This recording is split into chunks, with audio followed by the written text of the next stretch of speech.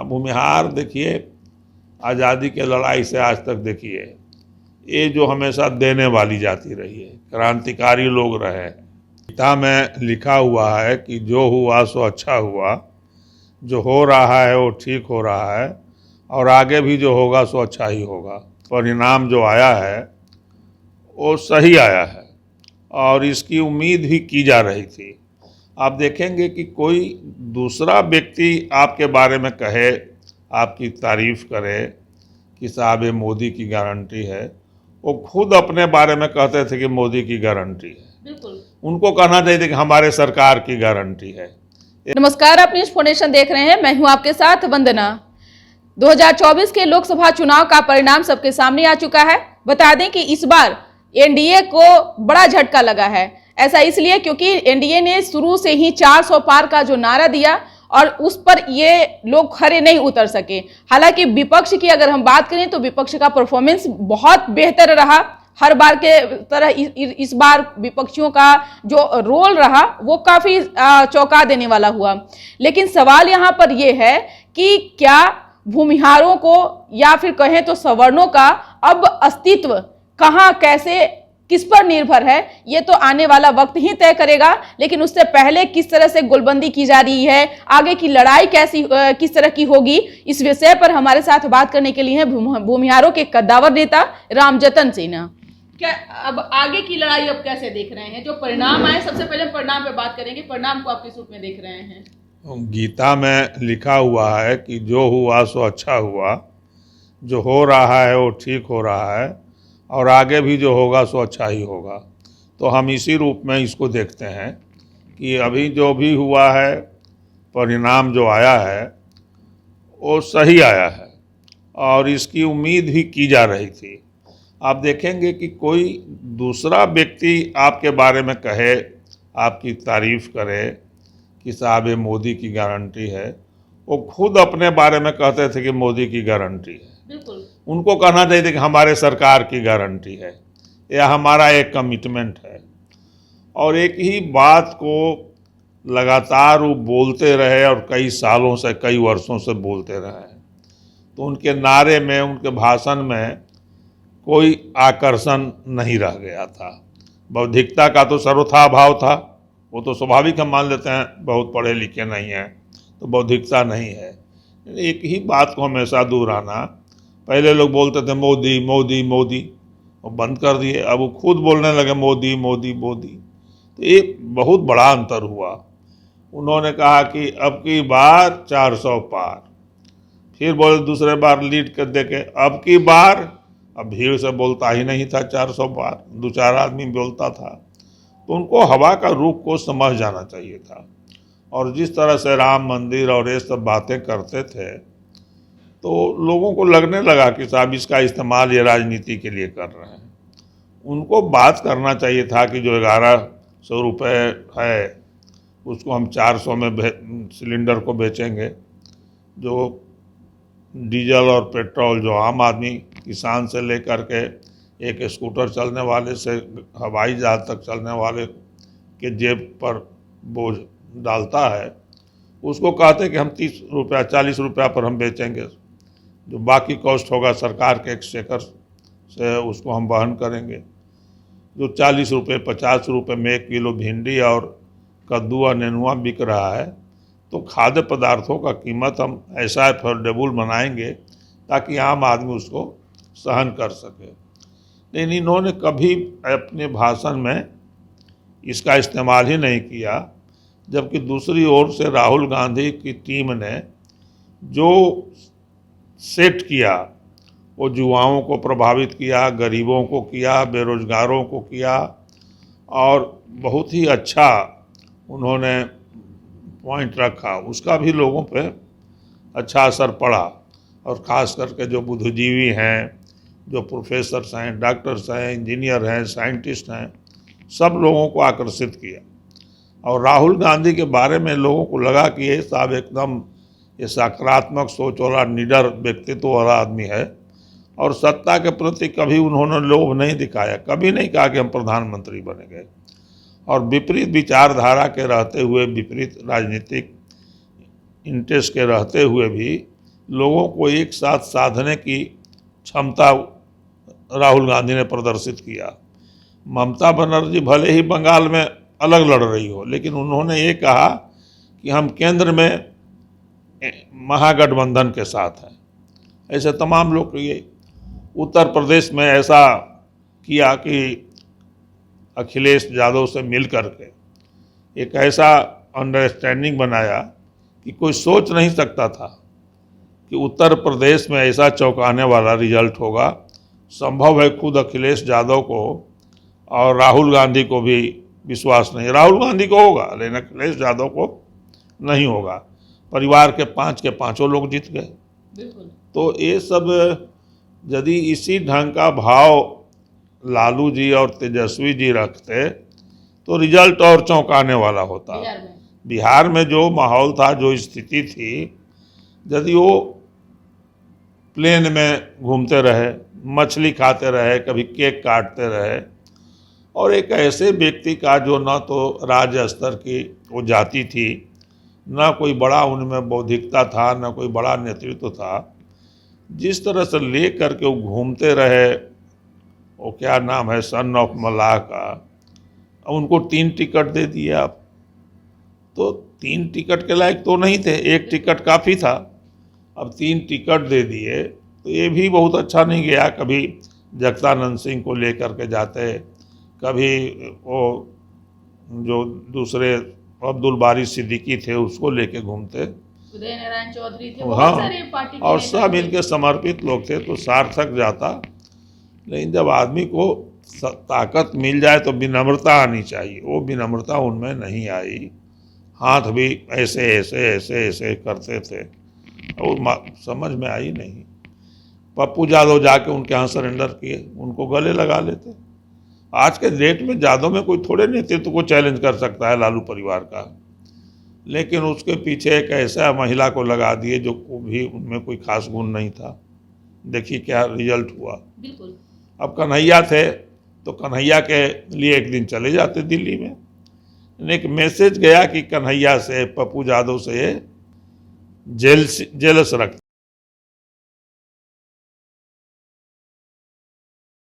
लगता होगा कि हमारे गद्दी को खतरा होगा, तो कैसे कन्हैया हो जाए, चाहे भूत यादव होते हुए भी पप्पू यादव हो जाए, कभी चैलेंज नहीं हो सकते थे इनके लिए, तेजस्वी यादव जी के लिए। भविष्य में भी यदि अपने में सुधार करें तो रिजल्ट दूसरा हो सकता है।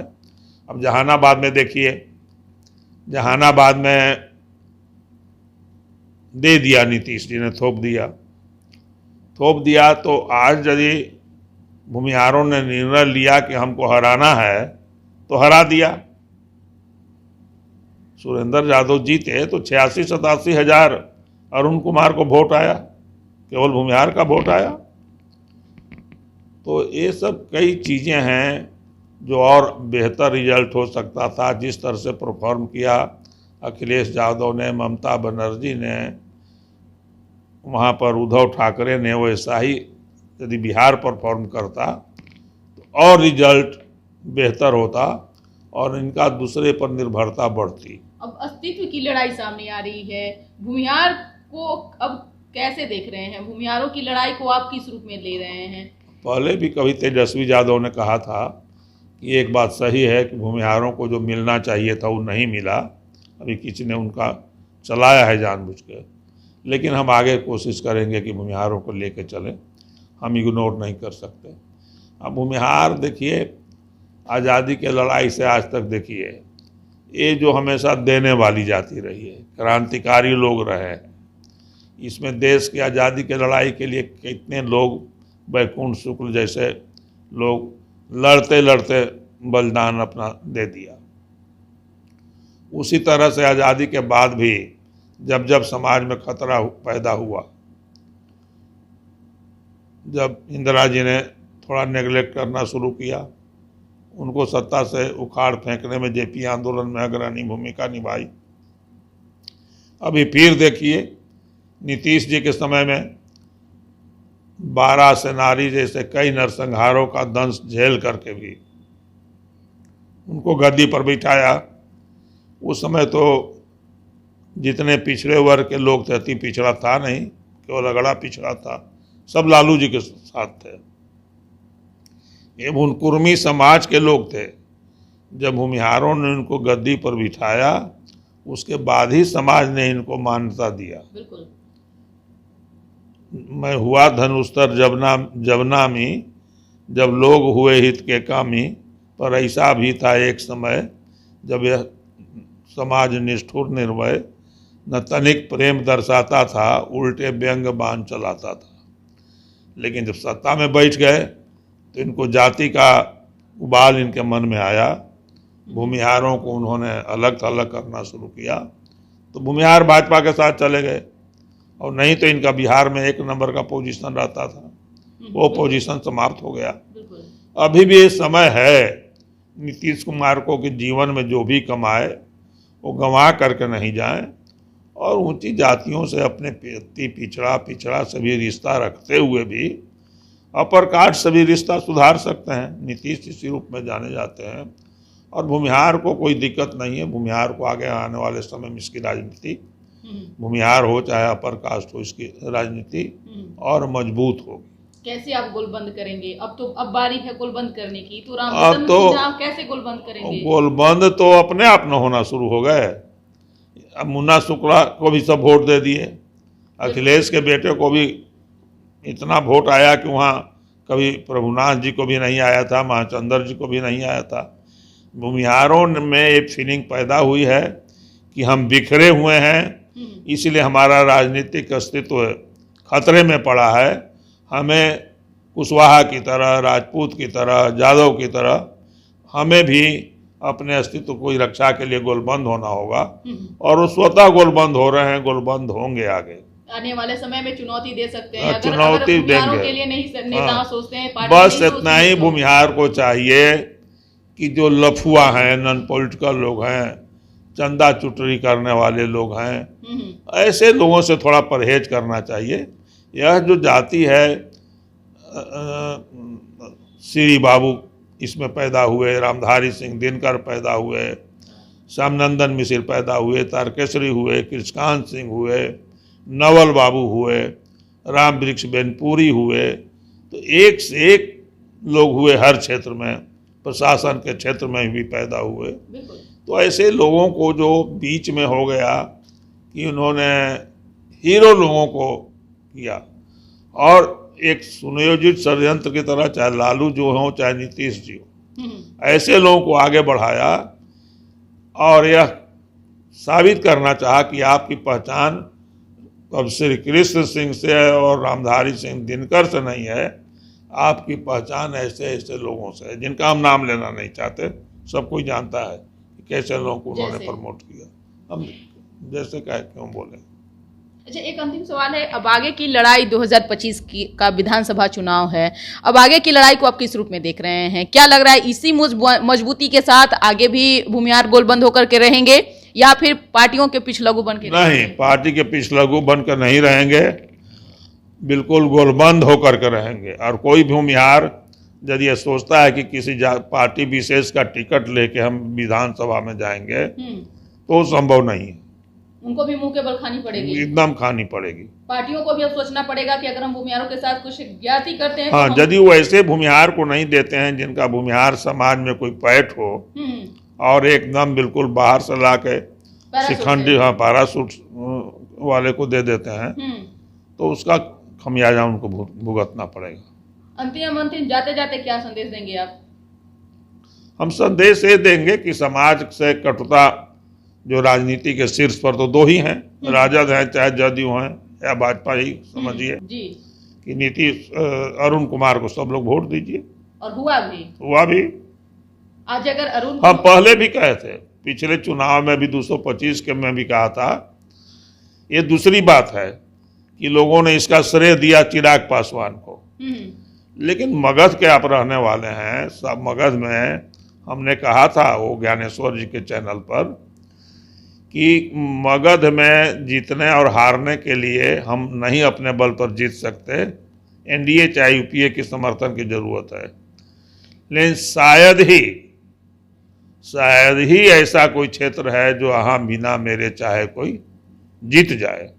और वही हुआ भी, मगध से एकदम नील हो गया नीतीश कुमार का। बिल्कुल। यदि चिराग के चलते नील होता तो नीतीश कुमार को तो उसी इलाके में कंपनसेट हुआ 43 सीट भी, जो चिराग के प्रभाव क्षेत्र, रामविलास जी का कहिए, रामविलास जी का प्रभाव क्षेत्र था। चाहे वो खगड़िया हो, पूर्णिया हो, सहरसा हो, हाजीपुर हो, सीतामढ़ी हो, समस्तीपुर हो, उसी इलाके से जीते नीतीश जी। नहीं, क्योंकि वो उनका एक बैनर था, उनके पिता का नाम जुड़ा हुआ था। तो ये सब तो हमारे साथ है नहीं, लेकिन हम अपना काम करते रहते हैं, हम जज के पीछे जाते भी नहीं हैं। हाँ, जब तक हम हैं जिंदा 2025 का तो विधानसभा कोई पार्टी किस नहीं, हम चुनाव क्यों लड़ेंगे? अब नया जनरेशन के लिए अब रास्ता तो खाली करना पड़ेगा। बूढ़ा बाघ की तरफ माने बिल्कुल लोभ में तो नहीं पड़ना होगा। लेकिन जब तक हम आप बूढ़े हो गए तो फिर कैसे बूढ़े नहीं कैसे फिर हुए, लोगों सीनियर सिटीजन तो हो न गए, जब 60 पार कर गए, 70 पार कर गए, तो सच्चाई को स्वीकारना होगा। कैसे रामजतन सिन्हा कहेंगे किसी और को अब ये करेंगे? कैसे आप कैंपेनिंग करेंगे? कैसे आप दहाड़ेंगे? आपका दहाड़ सुने हैं ना? हम तो दहाड़ेंगे ही, हैं? दहाड़ेंगे, उसमें कभी पीछे हम नहीं रहेंगे। और हम दिखाएंगे दमखम, आप देखिएगा, आप भी रहेंगे, हम भी रहेंगे। दम दिखा दीजिएगा। बिल्कुल दिखाएंगे। बहुत बहुत शुक्रिया बात करने के लिए। तो आपने सुना कि क्या कुछ कहना था भूमिहारों के कद्दावर नेता रामजतन सिन्हा का। इस खबर बस इतना ही। आप क्या सोचते हैं, अपना ओपिनियन जरूर कमेंट बॉक्स में दीजिएगा। धन्यवाद। लेकिन एक चीज हम अपनी ओर से भी कहना चाहते हैं। अब देखिए, हर्ष कुमार नाम का एक विद्यार्थी जो वैशाली जिले के मंझौली गांव का रहने वाला था, परीक्षा देने गया लॉ कॉलेज में, उसकी निर्मम हत्या हो गई। हत्यारा जो था वह पटेल छात्रावास का निवासी था। तो जो लाइनर था चंदन यादव, उसकी तो गिरफ्तारी तुरंत हो गई और अमन पटेल पर पुलिस ने हाथ नहीं डाला, वो अपने सरेंडर किया। तो नीतीश कुमार आज भी मानिए तो 18 साल से मुख्यमंत्री हैं, मन में जो फीलिंग हो, लेकिन देखना नहीं चाहिए सतह पर कि उनमें जात की कोई फीलिंग है, और जात की फीलिंग कोई जात वाले को फायदा पहुंचाने के लिए करे तो ठीक है। एक लड़का जिसका जो वंश का एकमात्र वारिस था, माँ बाप का कोई दूसरा था नहीं, उसकी हत्या हो गई। जाते रहते हैं छोटी छोटी घटनाओं में नालंदा। यदि उसके घर पर चले जाते या राज्यपाल की तरह बुला करके एसपी डीएम को कहते कि 24 घंटे में गिरफ्तार करो और फास्ट ट्रैक कोर्ट से इसको अविलंब सजा कराओ, तो उनका इमेज बहुत बढ़ जाता। भूमिहारों में जो उनके मन में भूमिहारों का जो है उनके प्रति मन में कटुता, वो 90% समाप्त हो जाती।